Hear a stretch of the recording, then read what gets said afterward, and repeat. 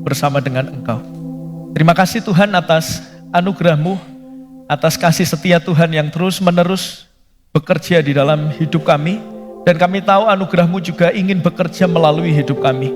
Dan kami sadar Tuhan, kami tidak mampu bekerja melayani Engkau kalau kami tidak berakar pada kebenaran firman Tuhan. Itu sebabnya pagi hari ini kami ingin memberi waktu yang terbaik untuk kami bisa mengerti, menggali kebenaran firman-Mu dan menemukan berbagai macam perintah yang Tuhan ingin nyatakan bagi kami. Mari Tuhan berbicaralah bagi kami yang penuh dengan keterbatasan ini. Kami ingin mengandalkan kuasa Roh Kudus untuk kami bisa mengerti, meyakini dan melakukan kebenaran firman Tuhan. Mari berbicara bagi setiap hati lepas hati yang ada di tempat ini, pribadi lepas pribadi yang ada di tempat ini, supaya kami boleh semakin dibentuk untuk serupa dengan Engkau. Terima kasih ya Tuhan, mari berbicaralah bagi kami sekalian, kami siap mendengar firman Tuhan. Dalam nama Tuhan kami Yesus Kristus, kami berdoa dan mengucap syukur, haleluya, amin. Shalom, selamat pagi Bapak Ibu Saudara sekalian, bersukacita ya hari ini. Ya, saya percaya dari raut muka Bapak Ibu Saudara semuanya, saudara diberkati Tuhan, saudara terus dipimpin dan dituntun oleh Tuhan. Sekalipun dalam perjalanan kita tahu kita jatuh dan bangun, tetapi kita percaya Allah yang setia itu yang senantiasa menopang hidup saya dan saudara. Nah, saudara yang dikasihi oleh Tuhan, minggu ini kita masuk ke minggu yang ketiga di bulan November. Nah, saudara ada yang ingat tema kita 2 bulan ini apa? Tema besarnya? Oh, sudah ada di depan ya? Atau tidak ada? Oh, saya hapus, sengaja dibuat kuis. Apa saudara? Kelahirannya? Ini baru minggu ketiga ya, sudah lupa saudara ya. Kelahirannya, bukti kesetiaannya. Minggu pertama kita belajar bahwa janji Allah itu diberikan sejak manusia bahkan sudah jatuh dalam dosa, Allah memberikan janjinya. Minggu lalu kita belajar dari seorang tokoh yang sangat terkenal yaitu Nuh. Dan hari ini kita juga akan membahas tokoh yang tidak kalah terkenal yaitu Abraham, bahkan disebut sebagai bapak orang beriman. Nah, nanti pasti ada kaitannya dengan anaknya karena teks yang kita bahas adalah tentang pengorbanan Abraham yang mengorbankan Ishak sebagai anaknya. Nah, sebelum melangkah lebih jauh, saya mau tanya kepada Bapak Ibu Saudara, kira-kira anaknya Abraham itu berapa jumlahnya? Berapa? Ada yang 1, ada yang 2, mari. Berapa lagi? Lelang yang paling tinggi siapa? Berapa? Kalau 2 siapa? Ishak dan Ismail. Salah Bapak Ibu Saudara. Jawabannya anaknya Abraham adalah, ada yang tahu? Berapa? Banyak sekali. Saudara tahu ya ada pujian apa namanya? Bapak Abraham mempunyai. Nah, itu jawabannya saudara ya. Jadi bukan 2, banyak sekali anak-anak, termasuk saudara itu anaknya Abraham. Saya juga anaknya Abraham. Biasanya kan nyanyi lagu sekolah minggu itu ya. Enggak saudara ya, 2 ya, Ishak dan Ismail. Nah, saudara yang dikasihi oleh Tuhan, kita akan membaca teks kita di dalam Kejadian pasal yang ke-22. Ayatnya yang pertama sampai yang ke-14. Kejadian 22 ayat pertama sampai yang ke-14. Saya akan membaca ayat yang ganjil. Ayat pertama, saudara melanjutkan ayat yang genap. Demikian seterusnya sampai ayat yang ke-14. Saya akan memulainya.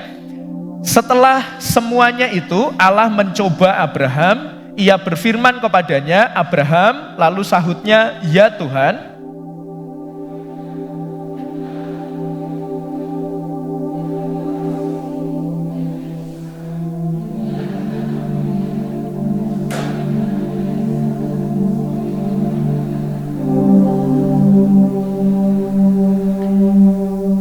Keesokan harinya pagi-pagi bangunlah Abraham. Ia memasang pelana keledainya dan memanggil 2 orang bujangnya beserta Ishak anaknya. Ia membelah juga kayu untuk korban bakaran itu, lalu berangkatlah ia dan pergi ke tempat yang dikatakan Allah kepadanya.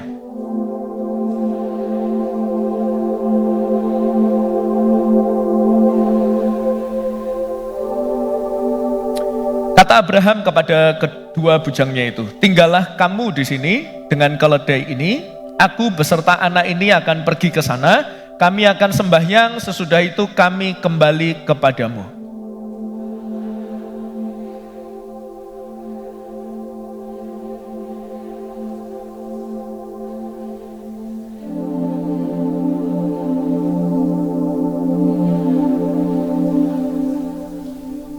Lalu berkatalah Ishak kepada Abraham ayahnya, Bapa, sahut Abraham, ya anakku. Bertanyalah ia, di sini sudah ada api dan kayu, tetapi di manakah anak domba untuk korban bakaran itu?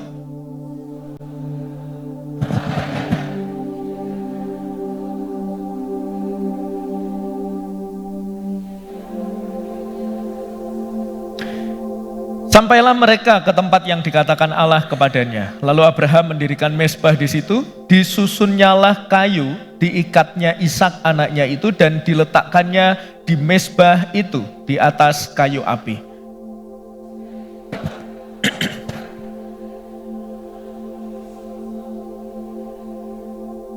Tetapi berserulah malaikat Tuhan dari langit kepadanya, Abraham, Abraham, sahutnya, ya Tuhan.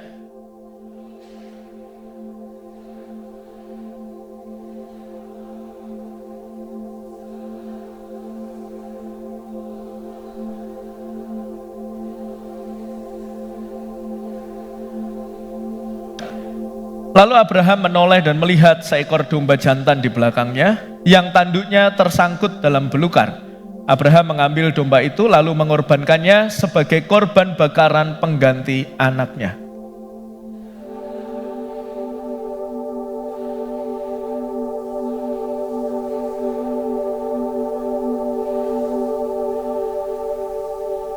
Amin. Amin. Nah, Bapak Ibu Saudara yang dikasihi oleh Tuhan, kisah ini tentu tidak asing di telinga kita. Kisah ini adalah kisah yang sangat terkenal.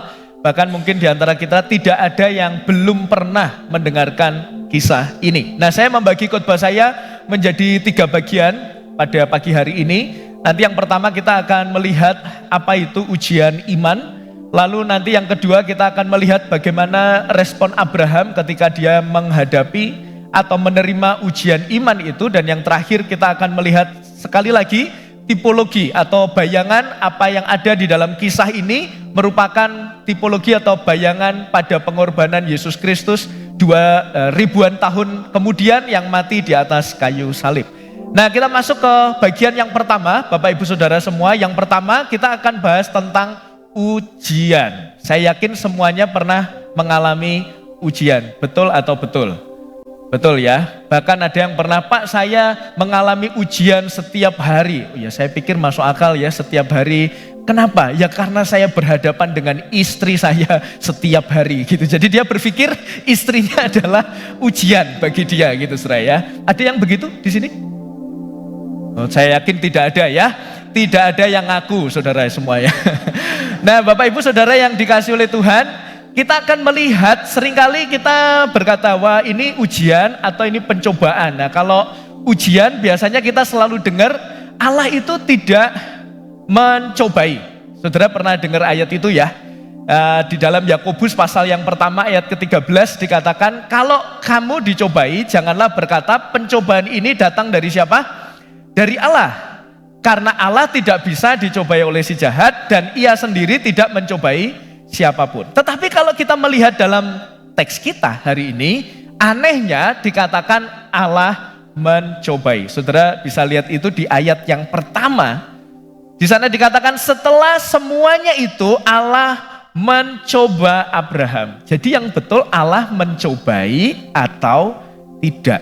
Di dalam Kejadian dikatakan Allah mencobai, tapi dalam beberapa teks lainnya yaitu di Yakobus dengan jelas Allah tidak bisa dicobai dan dia juga tidak mencobai siapapun. Nah, ini kalau kalangan-kalangan yang skeptis itu selalu berkata, itu kan Alkitab itu bertentangan satu dengan yang lainnya. Makanya jangan percaya Alkitab. Ya, saya pikir itu terlalu oversimplifikasi, terlalu menyederhanakan. Nah, itu sebabnya saudara saya ingin membahas ini terlebih dahulu sebagai awalan supaya kita bisa memahami tentang ujian dan pencobaan. Nah, saudara yang dikasihi oleh Tuhan, di dalam Alkitab secara keseluruhan, ujian dan pencobaan ini seringkali memakai satu kata yang sama, pernah dibedakan, tapi seringkali dipakai oleh satu kata asli yang sama. Di dalam, bisa dilanjutkan? Di dalam teks Ibrani itu menggunakan kata nasah, sedangkan di dalam teks Yunani itu menggunakan kata peirasmos. Jadi satu kata yang sama itu bisa diartikan ujian, tapi juga pernah diartikan cobaan. Nasah pernah diartikan ujian, tapi nasah juga pernah diartikan cobaan. Kalau dalam bahasa kerennya itu interchangeable. Jadi bisa saling menggantikan satu dengan yang lainnya. Lalu bagaimana kita membedakan? Nah, saya sengaja membuat tabel supaya kita bisa lebih mudah memahaminya. Kalau ujian, saudara, ujian itu pasti sumbernya adalah Allah. Ya, acuannya adalah dari Yakobus yang tadi kita baca, Allah tidak bisa dicobai dan dia tidak pernah mencobai. Tapi kalau pencobaan itu datangnya dari iblis. Lalu kalau ujian yang dari Allah, pasti Allah itu motifnya atau tujuannya supaya semakin meneguhkan atau memurnikan iman kita. Jadi motifnya baik. Tapi kalau pencobaan datang dari iblis, itu motifnya selalu buruk, yaitu untuk menjatuhkan dan untuk memisahkan kita dari Allah. Nah, hasilnya kalau ujian iman itu hasilnya adalah pertumbuhan iman dan kita semakin bersandar kepada Tuhan. Tapi kalau pencobaan hasilnya pasti adalah dosa dan meninggalkan Allah.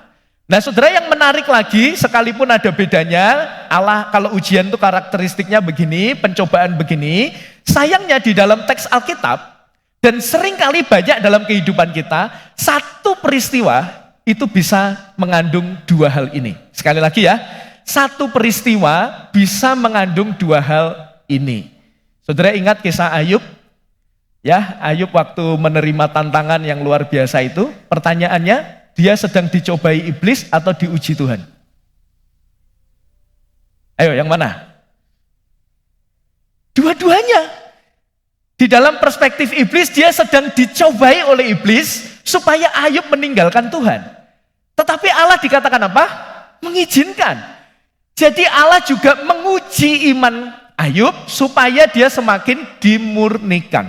Jadi dalam satu peristiwa bisa terjadi dua-duanya. Contoh yang lain, waktu Yesus di padang gurun, dia dicobai atau diuji? Dicobai, judul perikopnya Yesus dicobai di padang gurun. Betul, iblis mencobai Yesus supaya dia jatuh. Tetapi di saat yang bersamaan, saudara jangan lupa di sana dituliskan Roh Kudus mengizinkan supaya Yesus dicobai. Dalam perspektif yang lain dari sisi Allah itu menguji supaya semakin menunjukkan kualitas imannya. Jadi satu peristiwa bisa terjadi dua-duanya. Saya kasih contoh dalam kehidupan kita sehari-hari. Waktu yang bekerja di sini ya, waktu bos saudara bilang, tolong diedit sedikit ya, sebagai bonusnya. Nanti kalau ini setelah mau edit, keuntungan kita 10% buat kamu. Nah, saudara, itu ujian atau pencobaan? Bisa dua-duanya. Di dalam konteks itu iblis sedang mencobai kita, membawa kita supaya kita lumayan tuh kalau dihitung untungnya 500 juta, 10% berapa? Gak pernah perpuluhan saudara ya. Kalau 500 juta, 10%-nya 50 juta ya. 50 juta itu bisa beliin tas istri merek-merek gemes gitu saudara ya. Saudara tahu maksud saya ya. Kok saya melihat tidak ada yang tahu ya. Tasnya yang murah-murah gitu.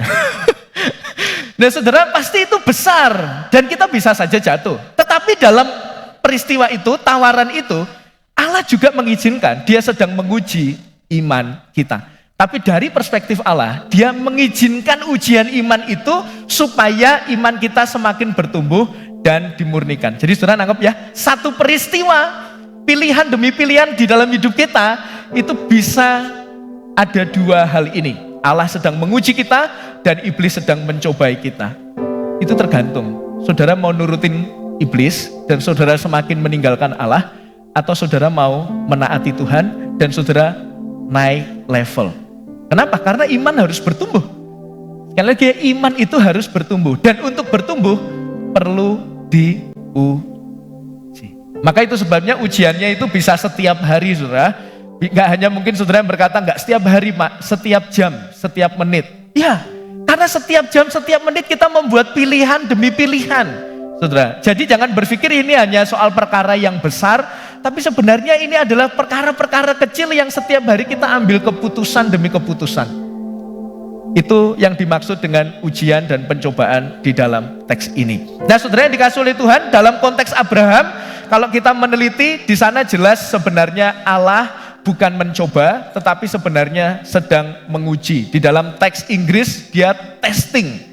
Jadi sebenarnya dia menguji, bukan mencobai. Karena sekali lagi karakter Allah tidak mencobai, tetapi menguji. Kita bisa melihat di sana sumbernya adalah Allah, motivasinya baik untuk meneguhkan dan memurnikan iman Abraham, supaya iman Abraham semakin bertumbuh dan bergantung kepada Allah. Nah, saudara yang dikasih oleh Tuhan, itu yang pertama ya, untuk kita bisa melihat perbedaan antara ujian dan pencobaan. Maka kalau kita berkata atau kesaksian sehari-hari, wah kemarin saya dicobai Tuhan, kalimat itu betul atau salah? Salah. Karena kalau Tuhan, kalimatnya adalah menguji. Nah, saudara yang dikasih oleh Tuhan, yang kedua kita akan melihat objek ujiannya. Ya, ujian itu kan macam-macam, saudara ya. Bidangnya atau areanya macam-macam. Nah, kita akan melihat Allah itu menguji Abraham, yaitu kita tahu semuanya berkaitan dengan anaknya, yaitu siapa? Ishak. Mungkin saudara pernah nggak bertanya, kenapa ya Allah menguji Abraham dengan melibatkan Ishak anaknya? Kenapa kira-kira? Kok nggak ujiannya yang lain aja lah? Kan Abraham itu juga kaya raya kan? Kenapa ujiannya nggak tentang kekayaannya atau tentang hal yang lain, mungkin popularitasnya dan lain sebagainya? Kenapa kok harus anak yang jadi objek ujian iman Abraham? Jawabannya adalah karena Ishak, anaknya itu adalah pribadi yang sangat-sangat dikasihi, sangat-sangat dibanggakan oleh Abraham, dan itu menjadi seseorang yang sangat-sangat berharga bagi Abraham. Mungkin saudara akan berkata, ya jelas lah Pak, Ishak kan itu anaknya. Saya kalau punya anak, ya pasti paling saya sayangi, paling saya banggakan, paling berharga di hadapan saya, di kehidupan saya. Tapi saudara perlu melihat konteksnya. Ini lebih daripada apa yang pernah kita pikirkan. Kenapa? Karena Ishak itu anak penantian. Menantinya tidak 1-2 tahun, tapi berpuluh-puluh tahun. Bahkan Abraham itu berulang kali melakukan kegagalan dalam menanti janji Allah.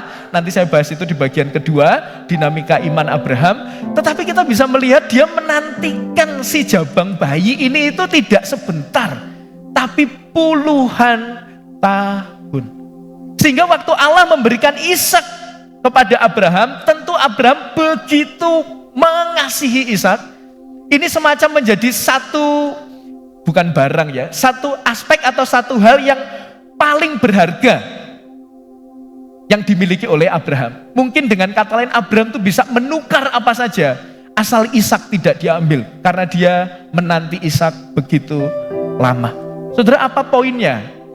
Allah seringkali menguji iman kita semuanya pada sesuatu yang paling kita sayangi, paling kita banggakan, atau paling kita andalkan, dengan tujuan supaya kita semua sadar bahwa yang terbesar itu hanyalah Allah.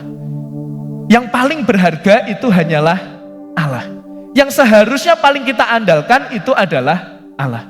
Dan seringkali Allah memakai hal-hal yang tadi ya, paling kita kasihi, paling kita andalkan, paling kita banggakan untuk menguji iman kita. Saudara yang dikasihi oleh Tuhan, dan seringkali apa yang kita sayangi, apa yang kita banggakan, apa yang kita andalkan itu berpotensi menjadi berhala. Sekali lagi saudara ya, apa yang saudara sayangi, sekarang coba mulai pikir, apa yang paling saudara sayangi di muka bumi ini? Bisa orang, bisa benda. Apa yang paling saudara banggakan di muka bumi ini?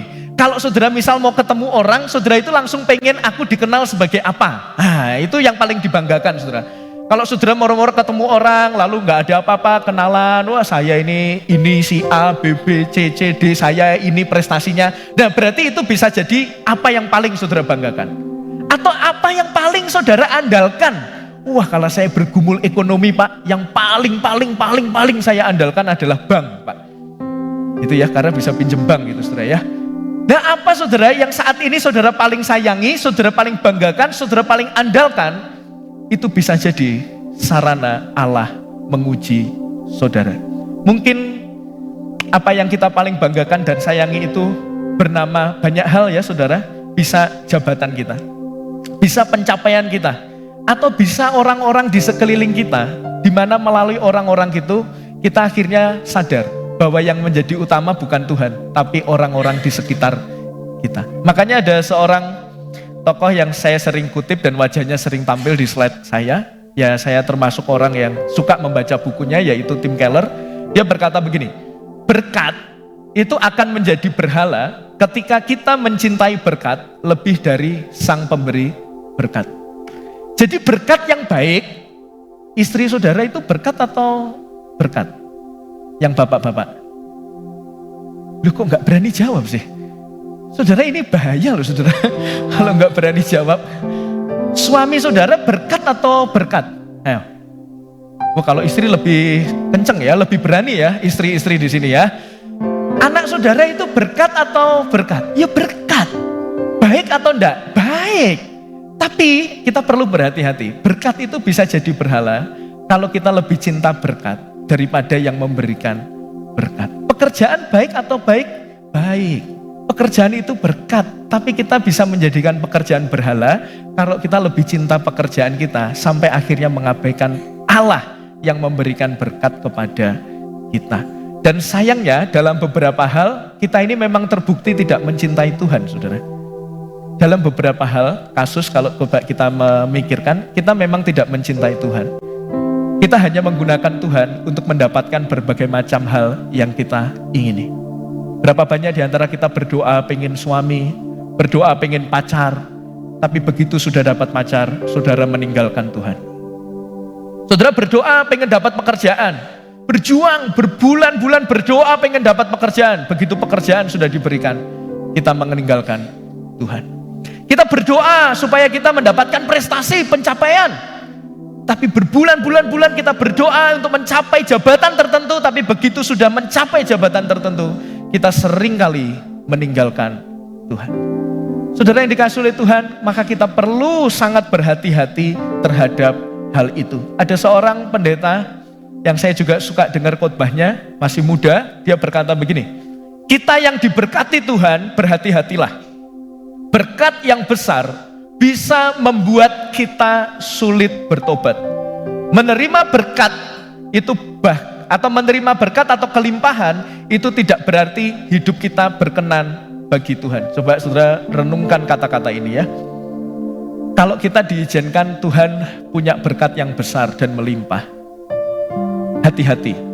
Oh, ini kontradiksi saudara ya. Biasanya kalau dapat berkat kan bersyukurlah, nikmatilah begitu saudara ya. Tapi benar apa yang dikatakan pendeta Eko Arya ini. Kalau kita dikasih berkat Tuhan yang besar, saudara perlu berhati-hati. Karena biasanya berkat yang besar itu justru sulit membuat kita bertobat. Saudara ingat perumpamaan tentang pemuda yang kaya raya ya? Betul ya? Dia bilang saya sudah melakukan ini. Lalu Tuhan bilang, coba jual semua yang kamu miliki dan bagikan. Bisa enggak dia? Tidak bisa. Karena dia sudah terikat pada hartanya. Maka kalau saat ini saudara diberkati Tuhan dengan luar biasa, satu bersyukur. Ya kita perlu bersyukur. Tapi yang kedua, saudara perlu berhati-hati. Mungkin berkat itu bernama istri saudara yang cantiknya luar biasa. Wes, gitu ya. Atau berkat itu bernama pacar saudara yang masih muda-muda, yang punya pacar cantik-cantik. Saudara perlu bersyukur, tapi juga saudara perlu berhati-hati. Wah, kok bisa berhati-hati Pak? Iya, karena bisa saja saudara disulap dengan kecantikannya dan akhirnya meninggalkan Tuhan. Mungkin saudara tetap ke gereja. Pak, saya tetap ke gereja, pacar saya cantik, saya semakin setia ke gereja. Oh iya, ke gereja. Tapi hati-hati. Kalau pacar saudara sudah mulai berkata, nanti begini ya, sudah mulai mengajak hal-hal yang tidak berkenan, saudara berani nggak berkata dengan tegas untuk mengatakan tidak? Aku lebih menghormati Tuhan daripada menghormati engkau. Coba yang muda-muda. Saudara, saya yakin ini pergumulan dan tantangan dan godaan. Iblis bisa pakai segala macam cara di area yang paling kita senangi. Yang muda-muda, kalau saudara punya pacar dan saudara digoda macam-macam oleh pacar saudara, saudara perlu berhati-hati. Kalau saudara semakin cinta pacar segalanya, semua bergantung pada pacar, saya harus itu pacar dan pacar, saudara akan meninggalkan Tuhan, percayalah. Mungkin saudara terlihat ke gereja, saudara terlihat baik, tidak ada yang tahu. Wah, puji Tuhan ya, bagus pacarannya, positive vibes, bisa ngajak ke gereja. Tapi di ruang-ruang sepi, saudara sebenarnya sedang meninggalkan Tuhan. Atau saudara yang bapak-bapak, mungkin berhala saudara atau saudara yang pegang, saudara berkat saudara yang paling besar adalah jabatan saudara. Ya, yang bapak-bapak biasanya diserang atau digodai oleh apa? Jabatan-jabatan tertentu. Saudara yang berdoa mendambakan posisi-posisi tertentu atau pencapaian-pencapaian tertentu dalam pekerjaan saudara, dan saudara mendapatkannya, saudara perlu berhati-hati. Karena biasanya kita justru meninggalkan Tuhan di saat kita menikmati berkat yang besar dari Tuhan. Maka saudara, kita perlu berhati-hati, sekali lagi berhati-hati untuk menjalankan kehidupan kita. Karena sebenarnya kalau kita tidak berhati-hati, kita bisa terus jatuh dan kita semakin meninggalkan Tuhan. Maka kalau saudara mendengar kebenaran firman Tuhan ini, janganlah kita mengeraskan hati kita. Dan mari kita berbalik kepada Tuhan dan menyadari bahwa berkat terbesar itu bukan bernama kesehatan kita. Berkat terbesar itu bukan bernama istri kita, suami kita, anak kita, pekerjaan kita, pencapaian kita, dan jabatan kita. Bukan. Berkat terbesar itu adalah Yesus Kristus. Karena dia mau mati dan bangkit bagi saya dan saudara. Itu bagian yang pertama, saudara ya. Di bagian pertama, kita sudah mempelajari tentang ujian dan iman. Ya, saya menuliskan, saya lupa belum mengatakan satu kalimat ini ya. Maka saudara, kalau saat ini saudara sedang berdoa, dan saudara tidak kunjung dijawab oleh Tuhan, seperti yang beberapa bulan lalu saya sampaikan, saudara tidak boleh marah kepada Tuhan. Mungkin Tuhan belum mengizinkan dan belum mengabulkan doa saudara, karena Tuhan tahu kalau saudara diberikan berkat ini, saudara justru akan meninggalkan Tuhan. Tuhan itu sangat tahu siapa kita, saudara. Tuhan itu mengenal diri kita jauh melebihi suami atau pasangan kita mengenal kita. Tuhan itu mengenal bahkan apa yang orang lain tidak tahu. Tuhan mengenal kedalaman hati kita. Dia tahu kok kapan dia harus memberi dan kapan dia harus menunda. Karena kalau kita belum siap dan Tuhan memberikan, kita justru akan masuk kepada kejatuhan yang dalam. Di bagian kedua, setelah kita tahu ujian iman Abraham terkait dengan apa yang dia banggakan dan apa yang menjadi semacam hal yang berharga dalam dirinya. Yang kedua, kita akan melihat responnya Abraham itu seperti apa. Waktu dia diuji oleh Tuhan, kita bisa dengan jelas dan mudah menemukan bahwa Abraham taat kepada Tuhan. Tapi saya mengajak kita masuk lebih dalam. Ketaatan Abraham ini benar-benar ketaatan yang luar biasa, Bapak Ibu Saudara. Sangat luar biasa. Karena kalau dilihat dari perintahnya, ini perintah yang sangat-sangat sulit. Ini kan banyak yang orang tua ya.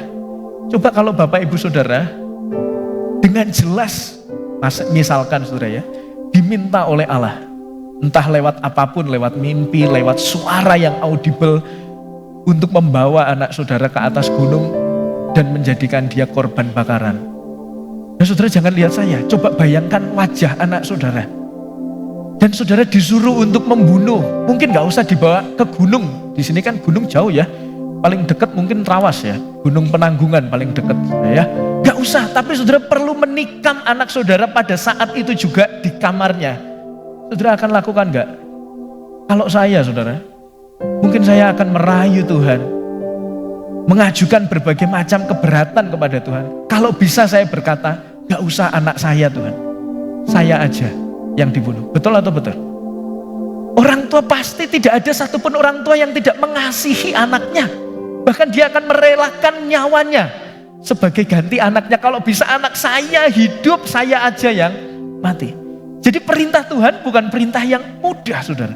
Tetapi Abraham taat. Saudara tidak menemukan satupun catatan di dalam teks kita, Abraham melontarkan keberatan kepada Allah. Apakah saudara menemukan? Tidak ada.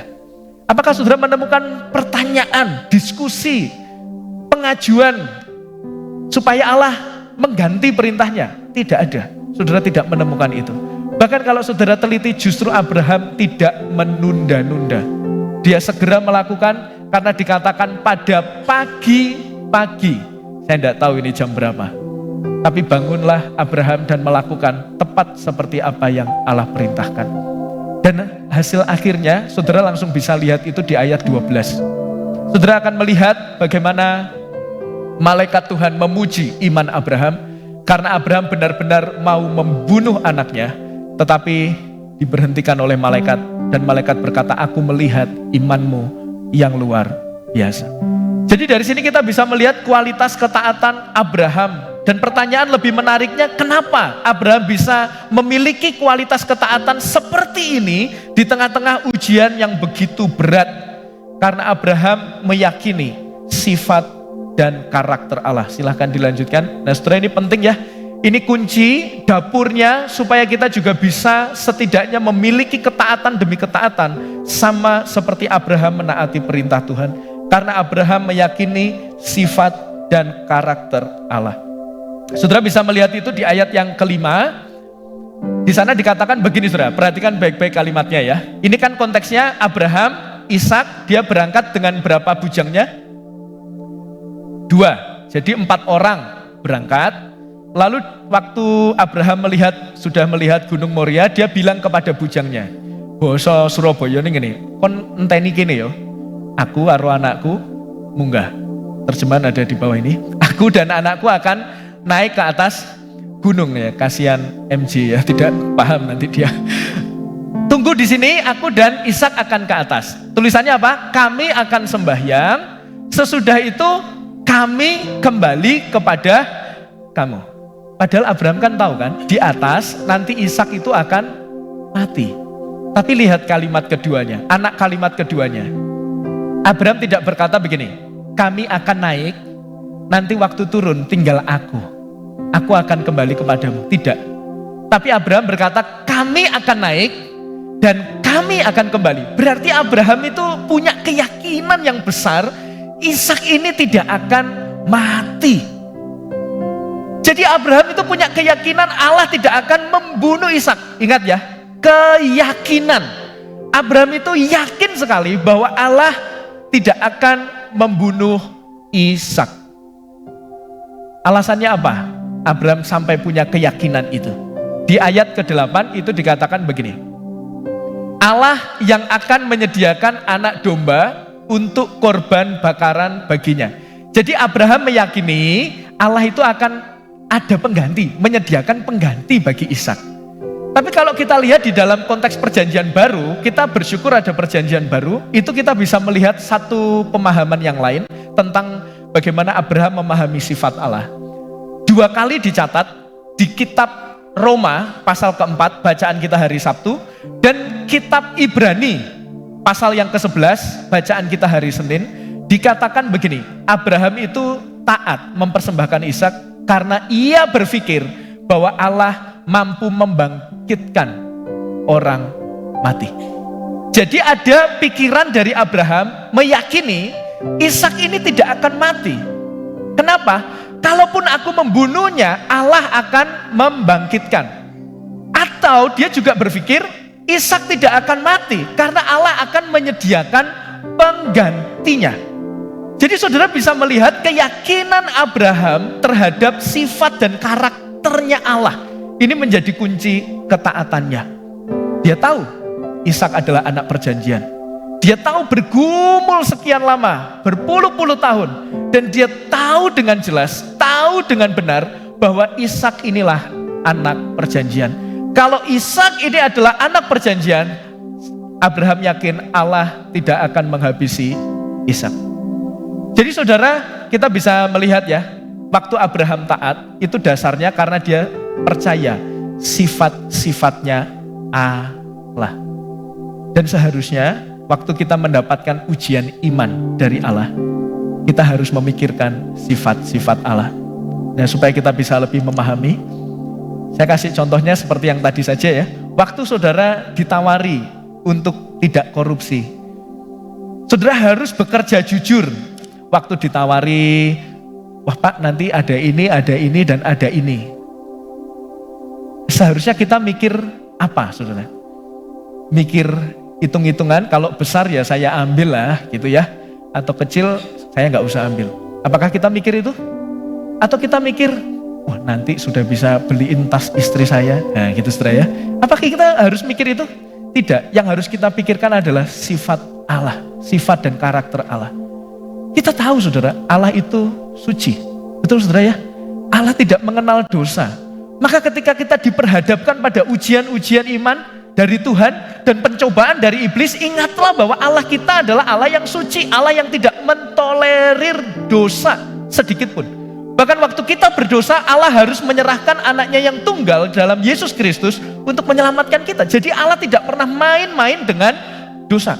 Tidak ada dosa kecil, tidak ada dosa besar. Dosa selalu serius di hadapan Allah. Seharusnya itulah yang kita pikirkan. Karakter Allah kan? Allah adalah Allah yang suci. Lalu mungkin kita mulai digoda lagi dengan berkata begini, tapi kalau aku nggak korupsi, itu yang bohong makin makmur. Aku yang jujur ini makin, biasanya apa? Yang bohong makin makmur, yang jujur makin ajur. Iya, aku kalau jujur ini makin ajur ini. Gak sugih-sugih ini kalau kerja jujur gitu saudara ya. Iblis mencobai lagi kan saudara ya. Dan ini ujian iman lagi dari Allah gitu. Apa yang saudara perhatikan?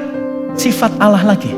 Kalau tadi Allah yang suci, kita harus percaya juga dia adalah Allah yang adil. Makanya ada pepatah Jawa itu bilang apa? Gusti Allah mboten sare. Mungkin orang yang korupsi duitnya banyak sekarang jujur makmur bisa foto-foto Instagram bisa kemana-mana saudara. Tapi Tuhan mboten sare. Dia akan mencatat semua itu. Dia tidak bisa dibohongi saudara. Mungkin orang lain bisa dibohongi tapi Allah tidak bisa dibohongi. Jadi waktu kita mulai berpikir membandingkan diri kita dengan yang lain, ingatlah Gusti mboten sare. Kalau saat ini aku ajur dalam tanda kutip ya. Dalam tanda kutip ajur, aku menderita. Waktu aku jujur aku menderita. Saudara ingat, Tuhan itu adil. Tuhan akan memperhitungkan semuanya kok. Tenang saja. Dan waktu kita berkata, wah kalau nanti gimana kebutuhanku, kayaknya gak cukup dan lain sebagainya. Saudara juga kembali harus ingat karakter Allah. Tadi sudah Allah suci, Allah adil, sekarang kita harus ingat Allah itu setia bukan? Makanya tadi waktu doa pengakuan dosa saya berkata apa? Kita seringkali dikuasai kekhawatiran sampai kita lupa bahwa ada Allah di sisi kita. Kita harus mempercayai bahwa Allah setia saudara. Allah tidak pernah meninggalkan kita. Allah tidak mungkin meninggalkan orang-orangnya atau umatnya yang memegang teguh perintahnya. Dan saudara, saya meyakini kalau kita selalu mengingat karakter-karakter dan sifat Allah, kita akan dimampukan untuk memenangkan ujian dan pencobaan. Atau yang anak-anak muda, ya karena ada anak-anak muda ya, jadi saya harus kasih contoh anak-anak muda.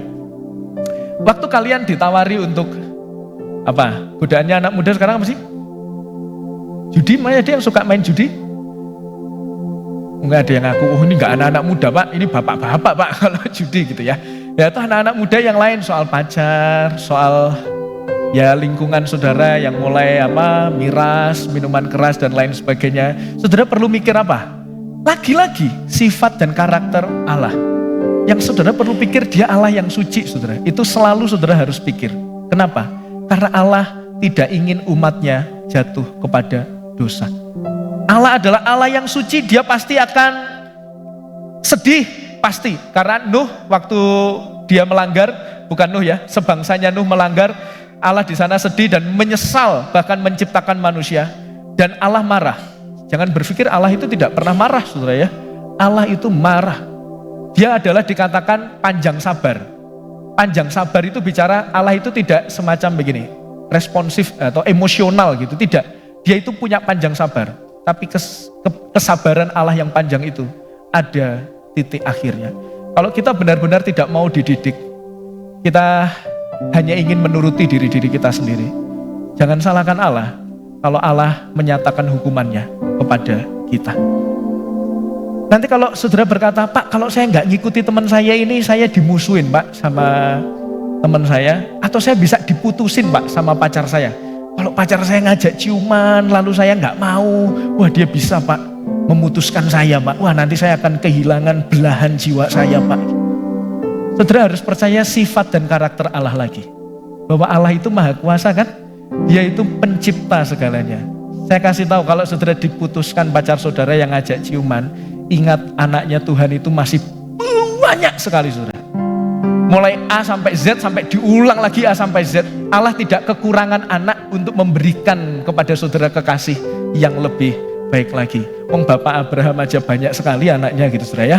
Apalagi Allah pencipta kita. Masih banyak anak-anak Tuhan yang berkualitas yang lebih baik, yang bisa membawa saudara menjadi pribadi yang lebih baik dibandingkan pacar saudara yang sudah mulai ngajak aneh-aneh. Kalau dia minta putus, saudara harus dengan yakin katakan, mari putus, saudara ya. Jadi tidak usah sungkan-sungkan untuk putus, saudara ya. Kalau mulai pacar saudara tidak membawa kepada kekudusan, kepada Allah. Nah ini serius saudara, karena banyak anak-anak muda akhirnya meninggalkan gereja. Faktor yang paling tinggi adalah apa? Pacar. Maka saudara berhati-hatilah. Pacar, percayalah, pacar itu bisa saja, itu godaan yang paling kuat yang membuat saya dan saudara akhirnya meninggalkan Tuhan. Karena kita punya kebutuhan kasih kan, biasanya pacar itu bisa memberikan kasih yang luar biasa kepada kita. Dan ini juga menjadi pergumulan bagi panitia perancang gereja. Saya sengaja singgung ini ya. Saya bertumbuh, panitia perancang gereja bertumbuh. Saudara, saya ingin share ya. Sekarang lagi menyusun program.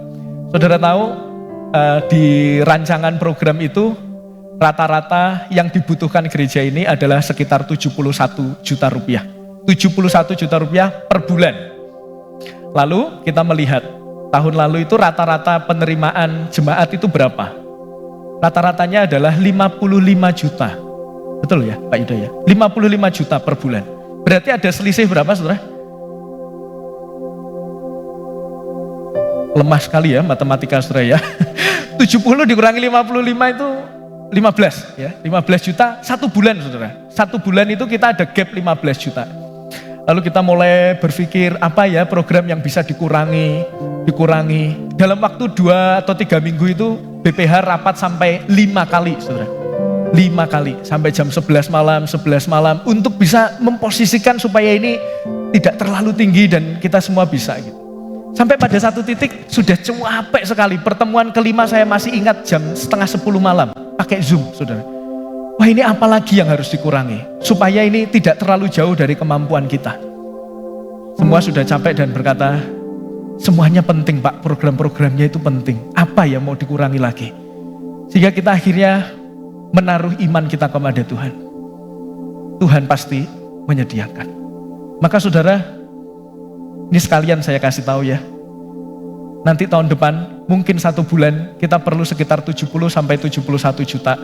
Nah hari ini akan finalisasi. Dan sisanya apa saudara? Sisanya kita beriman kepada Tuhan. Mungkin tahun lalu kita rata-rata hanya 55 juta. Tapi kita harus beriman bahwa Tuhan mampu dengan berbagai macam caranya untuk mencukupkan kita sekalian. Itu adalah ranah iman. Iman selalu berbicara tentang kejelasan dan ketidakjelasan. Kalau semuanya jelas, itu bukan iman namanya. Iman adalah sesuatu yang jelas, tapi pasti mengandung ketidakjelasan. Maka perhatikan kalimat saya. Dalam perjalanan iman, Tuhan bukan sekedar penunjuk arah, tapi penuntun langkah. Ia tidak ingin kita mengerti semua arah. Ia hanya ingin kita menggenggam tangannya dan terus melangkah. Saudara, Tuhan tidak ingin saudara tahu semua arah. Kenapa? Kalau saudara tahu semua arah, saudara akan meninggalkan Tuhan dan tidak mengandalkan Tuhan. Tuhan hanya ingin melangkahlah bersamaku, menggenggamlah tanganku. Aku akan membawa engkau satu tahap demi satu tahap. Dan sampai Abraham punya kualitas ketaatan semacam ini, saudara bisa lihat di slide saya berikutnya, dinamikanya luar biasa sekali. Abraham mantap Pak ya ketaatannya? Iya, prosesnya juga mantap saudara. Kejadian 12 dia pertama kali menerima janji keturunanmu akan menjadi keturunan yang besar. Tapi pasal 15 Abraham sedih. Nanti Eliezer, pembantuku ini yang akan jadi ahli warisku. Lalu Tuhan bilang apa? Bukan Eliezer, tapi anak kandungmu. Di situ Abraham sudah gagal kan mempercayai janji Allah. Lalu waktu Allah sudah mengulangi janjinya di pasal 15, pasal 16, nah kok Abraham itu ngambil Hagar, gundiknya, untuk menjadi istrinya dan lahirlah Ismail. Abraham gagal lagi dalam mempercayai janji Allah. Allah bilang, dudu Ismail Abraham, bukan, tapi anak kandungmu bersama dengan Sarah. Waktu Abraham dengar itu, saudara, Abraham bukan maaf Tuhan, aku akan menantikan nanti anak dari Sarah. Bukan, Abraham guyu ngakak, saudara. Abraham tertawa mendengarkan janji Tuhan. Itu pasal 17, pasal 18 gantian istrinya tertawa mendengarkan janji Tuhan. Dan lahirlah Ishak di pasal 21, waktu Abraham dan Sarah menertawakan Allah. Saudara, jadi kita bisa melihat Abraham punya kualitas ketaatan yang luar biasa. Itu hasil dari imannya yang terus menerus diuji. Dia jatuh, dia gagal, tetapi dia mau bangkit lagi, mempercayai janji Allah. Dari sini kita bisa melihat kalau Abraham berproses, saya yakin kita pun juga berproses. Maka kalau kita saat ini ada dalam titik-titik kegagalan dalam hidup kita, jangan pernah menyerah. Allah membuka tangannya, menanti pertobatan kita untuk kembali kepada Tuhan. Jangan pernah merasa tidak layak untuk dikasihi Allah. Dan percayalah bahwa Allah mengasihi saudara dan ingin memulihkan saudara. Dan melalui kisah ini kita juga bisa melihat, silakan dilanjutkan slide-nya.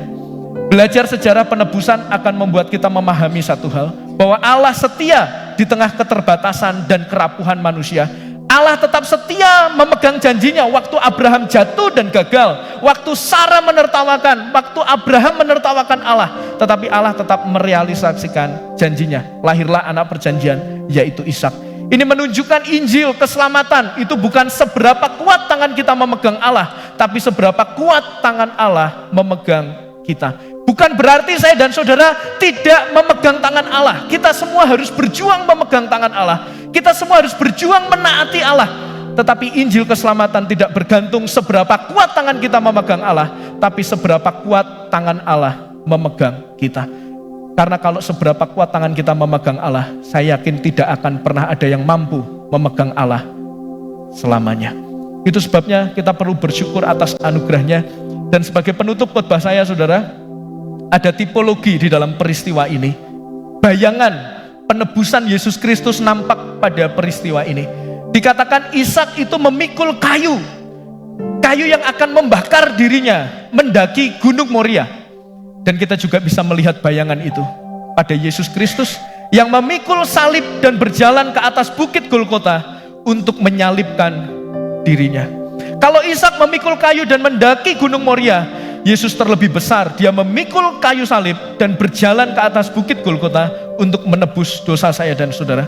Di bagian berikutnya Tuhan menyediakan domba kepada Abraham sebagai ganti Ishak.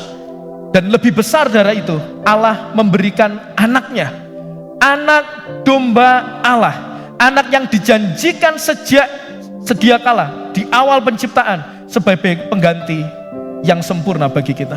Waktu Allah menyediakan domba sebagai ganti Ishak, itu adalah bayangan, tipologi bahwa Allah memberikan pengganti, yaitu Yesus Kristus, anaknya yang tunggal, anak yang dijanjikan untuk menggantikan kita yang seharusnya binasa. Saudara, sekali lagi ini menunjukkan ada benang merah antara perjanjian lama dan perjanjian baru. Dan di balik setiap tokoh peristiwa di dalam Alkitab, di dalam perjanjian lama, sebenarnya dia ingin menyingkapkan pribadi yang lebih besar, yaitu Yesus Kristus, Juru Selamat kita. Saya mengundang pemain musik untuk ke depan, dan saya mengajak saudara untuk merenungkan kehidupan kita masing-masing.